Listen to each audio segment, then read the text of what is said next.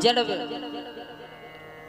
आज जो है भरत जी महाराज अपने आश्रम में बैठे हुए हैं, भजन कर रहे हैं। उसी बीच में एक गर्भवती हिरणी आई और जैसे ही गंडकी नदी का जल पान कर रही थी, उसी समय पीछे से सिंह ने जोर से दहाड़ा, जिसको सुन करके वह हिरणी जो है गर्भवती हिरणी डर करके भयभीत हो करके उसी नदी में छलांग लगा दिए।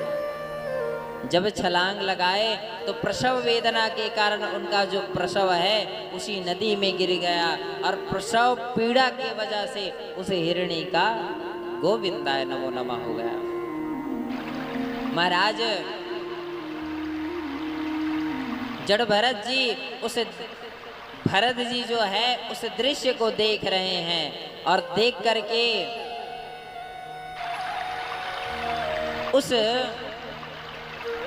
हिरण के बच्ची को बचाने के लिए नदी में गए, उसको बचा करके लेकर आए और अपने आश्रम में उसकी सेवा करने प्रारंभ कर दिए। महाराज जड़ भरत जी महाराज जो है उस हिरणी में इतना आसक्त हो गए कि उनका जो भजन था सब छूट गया। तभी संत कहते हैं, आए थे हरि भजन को और ओटन लगे कपास। आए थे हरि भजन करने के लिए, लेकिन क्या कर रहे हैं, उस मृग में आसक्त हो गए। भरत महाराज इतना आसक्त हो गए, एक दिन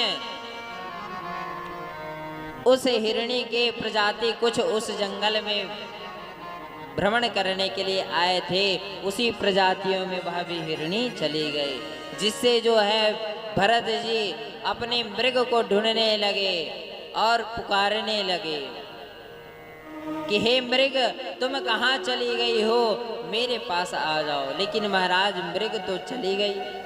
अब इतना आसक्त हो गए हैं, मृग मृग हे मृग हे मृग हे मृग करते हुए भरत जी का प्राणांत हो गया।